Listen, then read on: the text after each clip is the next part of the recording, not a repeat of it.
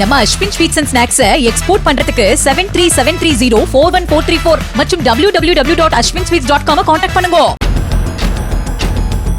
சென்னை வில்லிவாக்கத்தில் பைக்கில் வேகமாக சென்றதால் ஏற்பட்ட மோதலில் 16 வயது சிறுவனை அடித்துக் கொன்றதாக 4 சிறுவர்கள் உட்பட 6 பேர் கைது செய்யப்பட்டுள்ளனர். கொளத்தூரை சேர்ந்த ஹர்ஷவர்தன் என்ற அந்த சிறுவனின் கொலை தொடர்பாக மேலும் சிலரை போலீசார் தேடி வருகின்றனர்.